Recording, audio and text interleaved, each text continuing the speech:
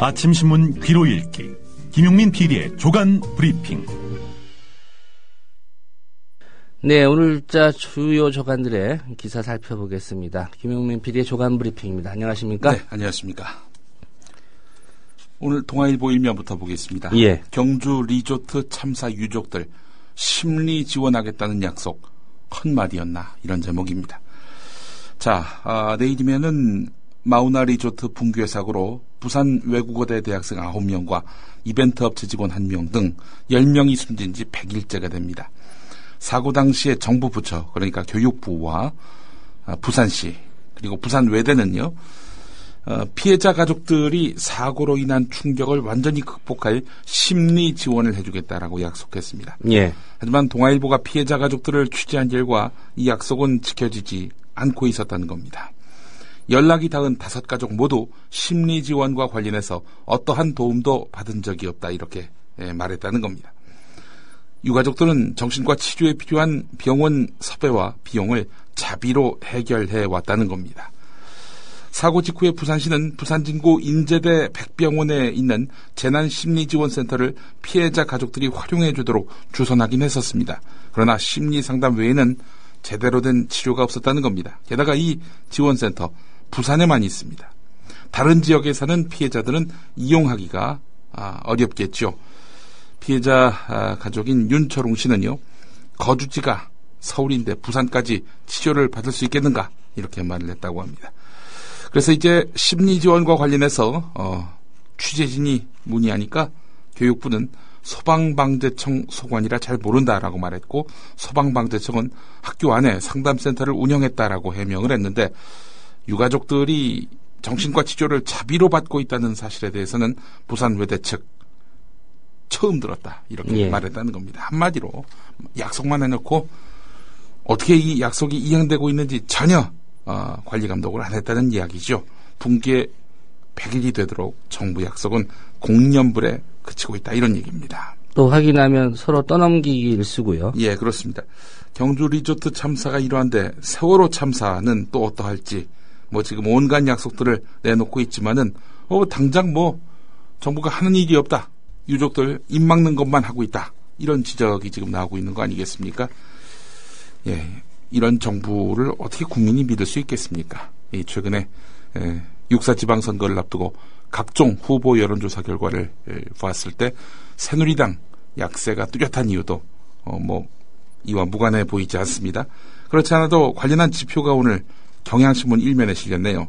신뢰와 배려, 참여 같은 한국의 사회자본지수가 경제협력개발기구 OECD 국가 가운데 최하위 수준으로 추정됐다는 내용입니다. 현대경제연구원 장우석 연구위원이 OECD 비교를 통해 본 한국 사회자본의 현황과 시사점 보고서를 냈는데요.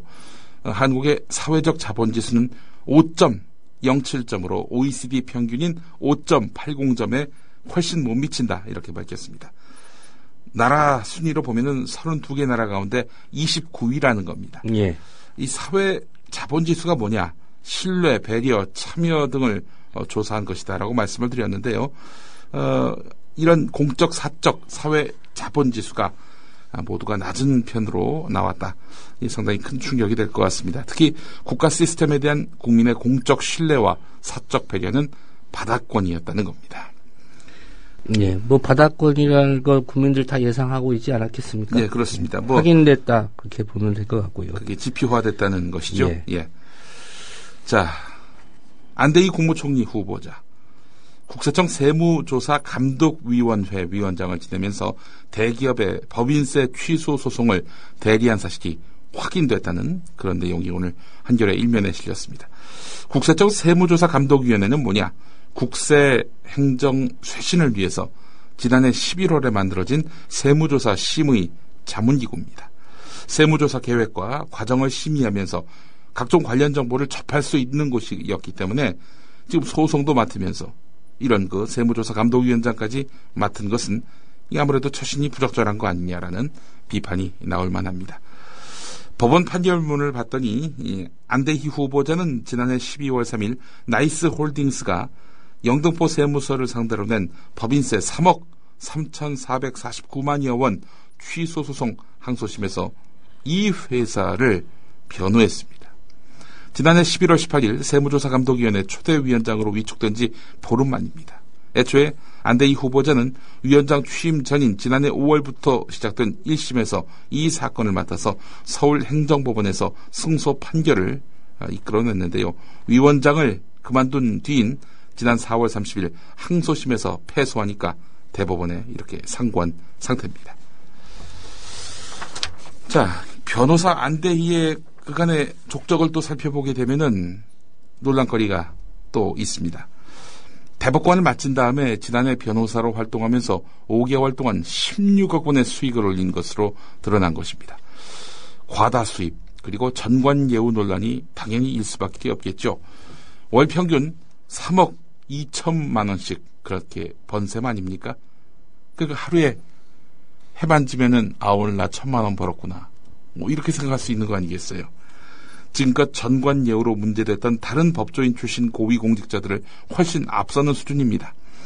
이명박 정부 때인 2011년 1월 감사원장 후보에 지명된 정동기 전 청와대 민정수석비서관은 전관예우에 따른 고수익이 문제가 돼서 인사청문회에서 낙마하지 않았습니까? 예. 7개월간 7억 7천만 원이었습니다.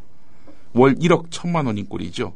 그런데 이 안대희 국무총리 후보자는 월 평균 3억 2천만 원인 거 아닙니까? 황교안 법무부 장관도 청문회 때 홍역을 치르지 않았습니까? 2011년 검찰 퇴임 뒤 그해 9월부터 17개월 동안 한 법무법인에서 고문 변호사로 재직하면서 16억 급여를 받았습니다. 월 평균 1억이었습니다. 월 평균 3억 2천에 안대희 총리 지명자에 비하면 3분의 1 수준입니다. 자, 이와 관련해서 박근용 참여연대 협동사무처장은 안대희 후보자가 월 평균 3억 원의 수익을 올렸는데 지금까지 논란이 됐던 다른 인사들은 월 평균 1억 수준이었다. 이것이 과연 적절한 보수였는지 전관예우가 작용되지 않았는지 본인이 적극적으로 설명해야 한다라고 말했습니다. 예. 전관예우라는 게 뭐냐? 뭐 잘 아시는 대로 전에 법조계에 있었던 사람이기 때문에 또 대법관까지 지냈던 인물 아니겠습니까? 이런 사람을 내 변호사로 쓴다면은 아무래도 판결에 도움이 되지 않겠는가? 수사 과정에서 도움을 입지 않겠는가? 이런 판단이 선단 말이죠. 이게 바로 전관예우 관행이라는 겁니다. 그러면은 다 판검사했던 사람들만 이렇게 변호사로 쓰게 되면은 이 사람들의 몸값은 커지지 않겠어요? 나라를 위해 봉사한다면서 공직에 몸담았는데 이게 스펙이 돼가지고 그만둔 다음 변호사가 돼서 대박이 난다. 이게 바로 전관예우라는 겁니다. 이 불공정의 화신인 거죠. 예. 변호사 안대희 5개월 동안 월 평균 3억 2천을 벌었다. 이건 뭐 정말 기가 막힐 전관예우라 아니할 수 없는 겁니다. 청와대가 국회로 인사청문 요청을 한다는데 예. 국회에서 잘 따져봐야 될 것 같습니다. 예, 그렇습니다. 그 밖에도 김진태 검찰총장 이 사람도 전에 로펌에 있었죠. 3개월 동안 1억 6천만 원 받았고 그리고 박한철 헌법재판소장도 4개월 동안 2억 4,500만 원 벌었고 뭐 이랬습니다. 이게 다 합쳐서 받은 겁니다. 다 합쳐서 받으면 안대희 국무총리 후보자는 5개월 동안 16억을 번 것입니다. 그러니까 다른 이전의 공직 후보자들과 비교하더라도 압도적으로 많다. 압도적이죠. 이런 얘기군요. 예, 이게 논란이 안 된다면 뭐 이 나라의 사법정의는 기대할 수 없는 것입니다. 자, 기가 막힌 해프닝이 있었죠. 김기춘 실장 갈 때까지 가보자. 그 유병헌 씨의 금수원 입구에 이런 플래카드가 걸렸습니다. 구원파 교인들이 내건 건데요. 청와대 김기춘 실장을 겨냥한 현수막을 내걸었단 말이죠. 자, 그리고 며칠 뒤에 우리가 남이가 또 이런 추가 플래카드를 걸었단 말입니다. 이 김기춘 실장과 구원파 사이에 뭐 긴밀한 끈이 있는 거 아니냐라는 그런 의구심이 증폭됐습니다. 자, 이런 가운데 말이죠. 검찰이 이 구원파 쪽에다가 김기춘 실장 갈 때까지 가보자 이 플래카드를 내려달라라는 요청과 더불어 겁박 비슷하게 했다는 겁니다. 검찰이 얼마 전에 압수해 갔던 물품들 말이야. 그 가운데 현금이 있었는데 이게 언론에 공개되면은 구원파 그거 뭐 제대로 견딜 수 있겠어? 여론이 얼마나 악화되겠어? 이런 식으로 말을 했다는 겁니다. 그래서 그 말과 함께 김기춘 실장 갈 때까지 가보자. 이 플래카드를 내려달라라고 요청했다는 겁니다. 그래서 구원파 측이 수용하기로 했어요. 그런데 좀 전달이 잘 안 돼가지고 늦게 내려지게 되니까 이 과정에서 검찰이 아니 이것 봐. 누군가에게 난 실없는 사람이 됐잖아. 상당히 곤란하게 됐어. 왜 그 플래카드 치운다고 해놓고 안 치워? 뭐 이런 식으로 얘기를 했다는 거죠. 누군가가 누군지도 상당히 궁금해지고요. 예. 자, 이에 대해서 인천지검 측 검찰은 현수막 철거를 요청한 사실이 없다 이렇게 말을 했다고 하는데 말이죠. 이런 가운데 오늘 동아일보 이면이 상당히 주목됩니다. 심재륜 전 부산고검장 이 양반이 입을 열었습니다. 전쟁 중일 때는 장수를 바꾸지 않는 법인데 1991년에는 오대양 사건 수사 지휘 사령탑으로 대전지검 차장검사였던 나는 물론이고 부장검사, 담당 검사까지 새로 교체됐다. 인사 문제 때문에 수사에 쫓길 수밖에 없었다. 이게 대표적인 수사 방해가 뭡니까? 열심히 그 수사하고 있는 검사들 교체하는 거 아니겠어요? 예. 그 교체를 당했다는 겁니다. 심재륜 당시 이 사건 최고 책임자가 말이죠. 누가 교체했느냐? 1991년에 법무부 장관 따져봤더니 김기춘이었습니다. 김기춘 당시 법무부 장관이 오대양 재수사 때 이례적으로 심재륜 검사를 비롯한 당시 수사검사들을 교체했다는 겁니다. 이런 와중에 이 구원파의 본산이라 할 수 있는 금수원 입구에 김기춘 실장 갈 때까지 가보자. 우리가 남이가 이게 붙었단 말이죠. 이런 와중에 검찰은 또 구원파 쪽에다가 그 플래카드 내려달라 이렇게 요청했고요. 이게 무슨 조화일까요? 무슨 이게 전후 사정이 있는 것일까요? 깊이 좀 파봐야 될 텐데 말이죠. 현수막은 왜 내렸는지도 궁금합니다. 네. 예, 내려달라고 해서 실제로 내렸다면 뭔가 있다는 거 아니에요? 네. 예. 다른 현수막이 또 걸리는 거 아닌지 그것도 좀 지켜봐야 될 것 같습니다. 김기춘 실장 갈 때까지 가보시지요. 뭐 이거 어떨까요? 존댓말로. 예. 국민일보 오늘 오면을 보면 말이죠. 국민일보가 지난 금요일자에서 얼마나 또 많은 사람들을 놀라게 했습니까? 거의 안비여천가 안대희 총리 후보자를 뭐 그야말로 하늘이 내린 지도자인 것처럼 이렇게 묘사를 하는 등 정말 아주 목불인견이었는데요. 자, 오늘 보니까 말이죠.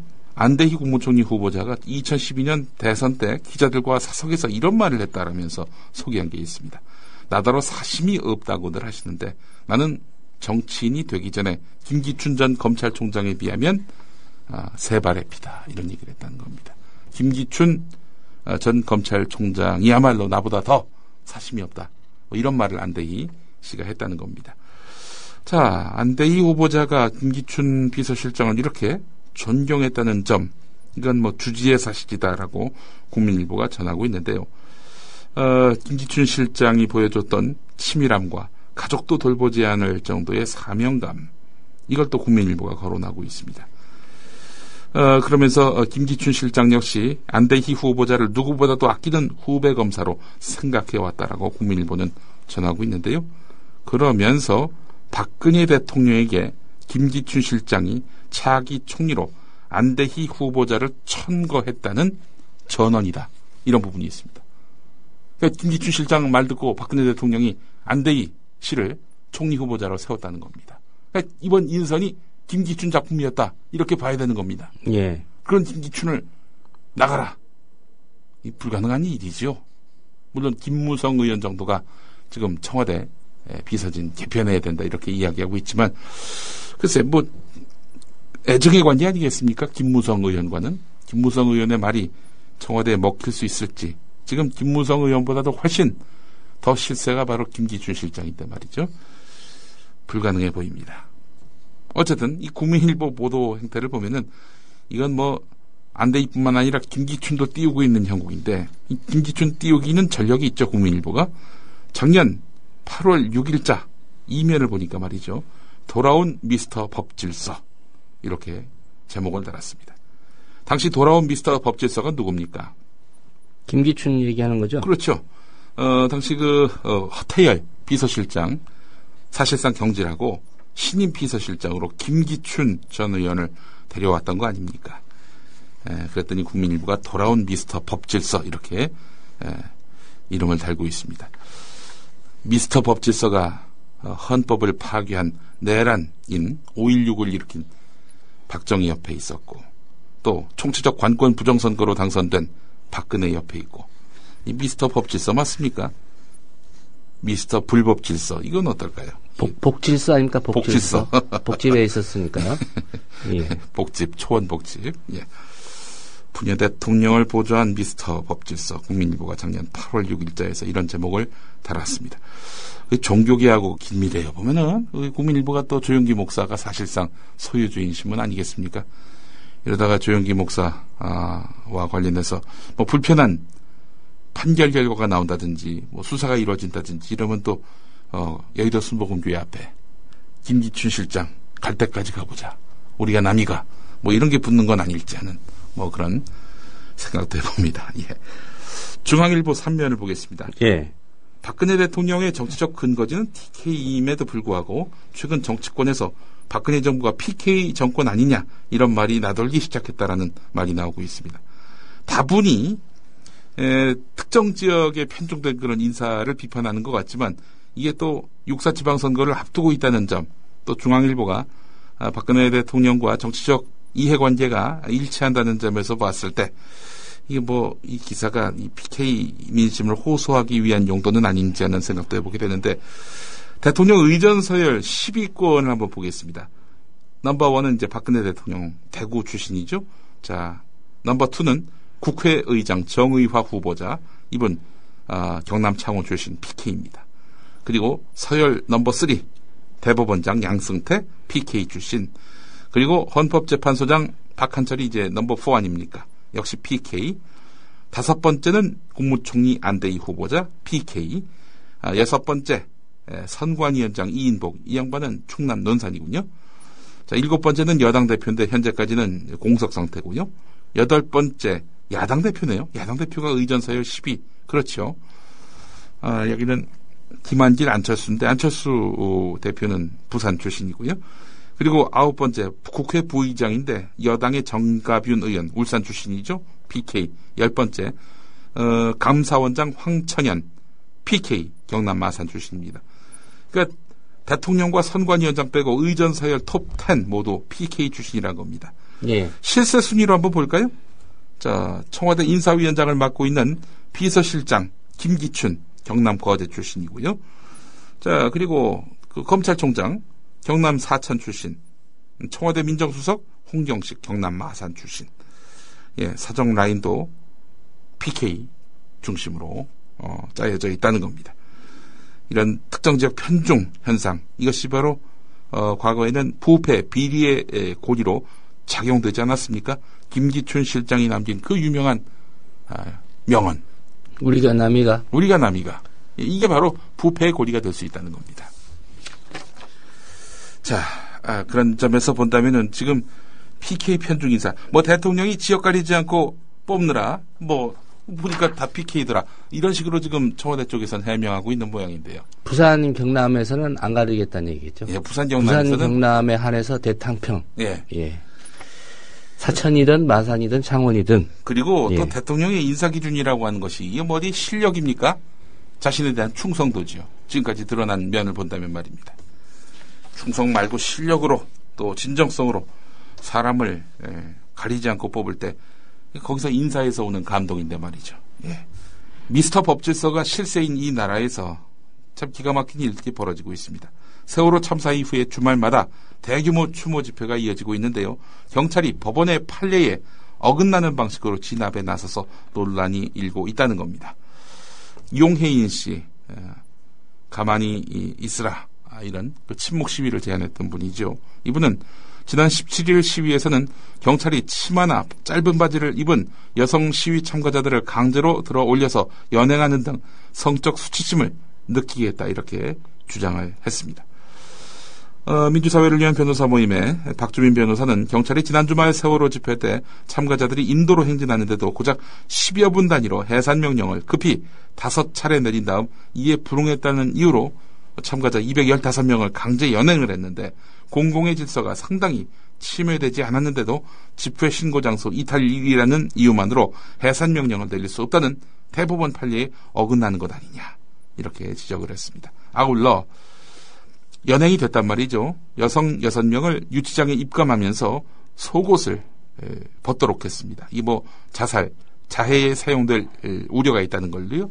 하지만 대법원은 이미 연행된 여성들에게 속옷 8일을 요구하는 것은 과잉금지의 원칙에 반한다면서 이 피해자들에게 150만 원씩 지급하라고 판결을 했습니다. 법을 집행하는 이 경찰이 법을 모르고 이 인권 침해를 하고 있다, 이런 얘기죠. 자, 이런 경찰, 지금 미스터 법질서가 실세인 나라라는 사실을 망각하고 있는 것 같습니다. 각성해야 됩니다. 자, 참 나라꼴이 이게 이 청와대 대변인 윤창중 전 대변인은 대통령의 얼굴이나 다름없다라고까지 이야기했던 그 청와대 대변인 자리 아니겠습니까? 대통령 얼굴에 먹칠을 하는 그런 발언들을 계속 쏟아내고 있는 민경욱 현 대변인입니다. 민간 잠수사가 시신 수습 때에 한 구당 500만 원을 받는다고 발언한 것으로 알려지면서 실종자 가족들과 잠수사들이 강력하게 반발하고 있습니다. 한 실종자 아버지는 가방끈도 길고 상식도 있을 사람인데 왜 그런 얘기를 하는지 모르겠다. 해도 너무한다. 우리가 얼마나 더 상처를 받아야 저런 망언을 듣지 않는 날이 오겠는가, 라고 한탄했습니다. 이어서 우리가 관심을 가져달라는 건 아이들을 빨리 찾기 위해서지 저런 헛소리나 듣고자 하는 게 아니다. 차라리 관심을 끊어달라, 이렇게 말을 했습니다. 실종자 가족들은 특히 민경욱 대변인의 발언이 장기간 수색 작업에 지쳐있을 민간 잠수사들의 사기를 꺾지 않을까 우려하고 있는데, 우리가 현재 의존하고 있는 유일한 사람들이 바로 잠수사들이다. 목숨 걸고 일하는 잠수사들이 행여 자존심에 상처를 받아서 수색 작업을 포기하지 않을까, 이렇게 걱정된다라고 말을 했습니다. 잠수사들도 반발했습니다. 민간업체 언딘 관계자는 말 같지도 않은 소리다라고 일축하면서 사람 가지고 돈액수를 매기는 일은 있을 수 없다, 이렇게 말을 했는데요. 수색 작업에 참여한 한 민간 잠수사도 언딘과 구두 계약만 한 상태로 자비를 들여서 작업하고 있다 라면서 불쾌해하고 있는데요. 실종자 모두를 가족의 품으로 돌려보내기 위해 쓰고 있는 잠수사들, 돈 생각만 했다면 누구도 여기 와서 목숨 거는 일이 없을 것이다, 이렇게 말했다는 겁니다. 아이고, 참. 그 대통령의, 그 실장의, 그 대변인, 네, 별반 다르지 않은 것 같습니다. 네, 그렇습니다. 경질되지 않으면 대통령도 같은 생각을 갖고 있다, 이렇게 볼 수밖에 없는 거지요. 자, 지금 경기도가 아주 뜨겁습니다. 육사 지방선거 이야기인데요. 오늘 한겨레 6면을 보겠습니다. 세월호 참사의 직접적 피해 지역 아닙니까? 경기도 안산이 있는 경기도. 육사 지방선거 이후 전국 주도권을 가릴 수 있는 최대 격변지로 급부상하면서 여야 모두 경기지사 선거 전에 당력을 기울이고 있는데요. 아시는 대로 전국 최대 인구의 광역자치단체입니다. 서울이 1000만이 넘느냐 마느냐 하는 상황이지만 여기는 벌써 1100만이 넘어갔습니다. 역대 5번의 지방선거가 있었는데 새누리당이 4차례 승리를 했죠. 임창열 씨 빼놓고는 나머지가 다 새누리당 후보였습니다. 당 안팎에서는 남경필 후보가 박근혜 정권의 명줄을 잡고 있다, 이런 얘기도 나오고 있는데요. 만약에 경기도마저 내줄 경우 수도권 전패라는 치명상을 입을 수 있다는 것이 여권의 걱정입니다. 그렇다면은 서울, 인천은 사실상 포기했다는 얘기일까요? 그 이야기는 좀 뒤로 가도록 할 텐데, 이 지금 경기 북부 지역이 주목됩니다. 경기 북부는 전통적으로 보수 성향이 강했지요. 아무래도 휴전선과 인접하고 있고요. 그런데 이번엔 의외로 남경필 후보의 지지세가 높지 않다는 겁니다. 김진표 후보의 중도 보수 이미지가 경기 북부에서 먹히고 있다, 이런 얘기입니다. 자, 어쨌든 지금 드러난 지표상으로는 김진표 후보가 추격하는 양상이긴 한데요. 자, 이 경기의 그 결과 상당히 주목되는 부분입니다. 자, 지금 서울시 얘기를 해보겠습니다. 이 새누리당 정몽준 서울시장 후보 캠프가 주기적으로 반복되는 막내 아들의 국민 미개 발언 논란으로 전전긍긍하고 있습니다.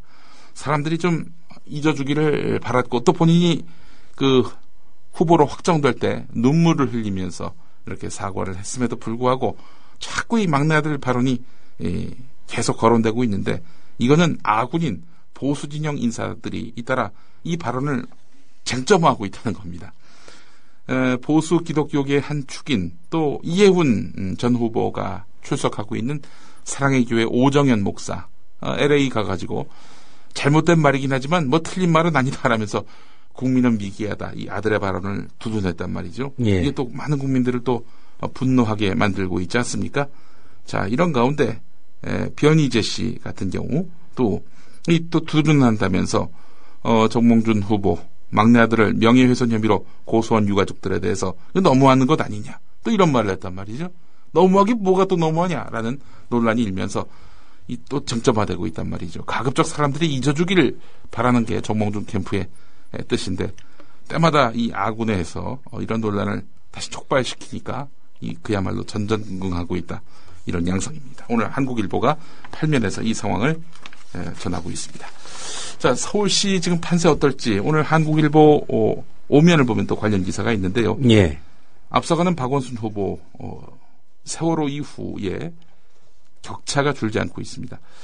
4월 11일부터 12일까지 있었던 조선일보 조사에서는 그때 정몽준 후보가 한 3% 차로 앞서는 걸로 나왔는데요. 세월호 참사 이후로 10% 이상 벌어지더니 현재는 15% 정도, 많게는 한 20% 가까이 격차가 벌어지고 있고 대통령의 담화문 발표 이후에도 이 격차는 벌어지고 있는 양상이란 거지요. 국민 미개 발언, 또 이를 옹호한 듯한 그런 이 보수 인사들의 발언 이런 것들이 국민들 마음에 큰 상처가 되고 있고 이것이 바로 정몽준 약세로 이어지고 있다라는 평가입니다. 자, 그렇다면은 지방선거 전망 별 걱정 없이 야당의 수도권 대승을 점칠 수 있느냐? 꼭 그런 것만은 아니라는 전문가들의 분석이 나오고 있습니다. 오늘 한겨레 한국일보는 야당은 주춤하고 여당은 회복되고 있다. 이런 전망을 싣고 있습니다. 홍영식 한길리서치 소장 이분은 재작년 8월 그때도 박근혜 후보가 별 변수 없다면 당선될 것이다 이렇게 말을 해가지고 여러 가지로 또 당시 그 판세를 비교적 정확하게 맞춘 것 아니냐 이런 평가가 나왔는데요. 이분은 서울시장 선거 이건 박근혜 대통령이 눈물 사과를 하든 안대희 총리 지명을 하든 말든 영향이 없다. 정몽준 후보 개인의 실책으로 분위기는 이미 야권으로 넘어갔다. 그러나 인천과 경기는 야권 후보자 상승세가 주춤해지면서 백중지세다 이런 말을 했고요. 예. 윤희용 민정치컨설팅 여론분석센터장은요. 서울은 여야 후보 격차가 커서 보수층이 아무리 결집해도 그 효과는 크지 않을 것이다. 경기도와 인천은 정당 지지율에 미치지 못하는 새누리당 후보들의 지지율을 개선하는 효과로 이어지고 있다. 박 대통령 눈물 담화 그리고 안대희 총리 지명 이후로 비교적 이 새누리당 후보들의 회복세가 나타나고 있다 이렇게 전망하고 있고 임상열 리서치 플러스 대표는 경기도는 남경필 후보가 다소 유리하고 부산은 이변이 없는 한 서병수 후보가 당선될 가능성이 높다. 인천, 충북, 강원 등은 끝까지 가봐야 한다 이런 말을 했고 유창선 정치평론가는 새누리당이 장담할 수 있는 지역은 제주 그리고 부산을 뺀 나머지 영남 정도다. 인천, 강원, 대전을 뺀 충청권은 새정치민주연합에 유리해 보인다. 경기는 정말 혼전이다. 예. 그 안에 여론조사 추이를 통해서 짚어본 내용인데요. 하여간 현재 여당이 결집하고 있는 양상이 뚜렷하다. 그런데 야권이 여기에 뭔가 대응할 수 있는 탄력, 카드, 상승할 수 있는 어떤 승부수 이런 것들이 현재로서는 좀 부족해 보인다라는 평가인 것도 같습니다. 오늘 여기까지 하겠습니다. 네, 잘 들었습니다. 예.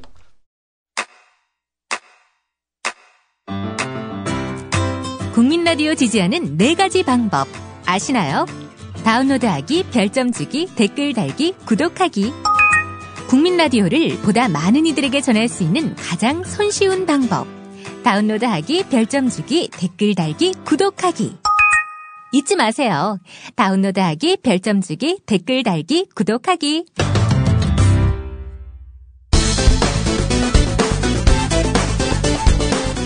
고승덕, 이명박 계지역.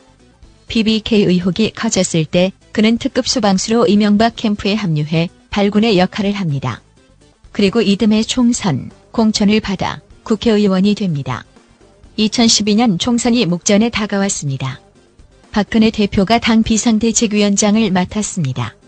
고승덕 당시 새누리당 의원. 뉴스 전면에 떠오릅니다. 이 사건 때문입니다.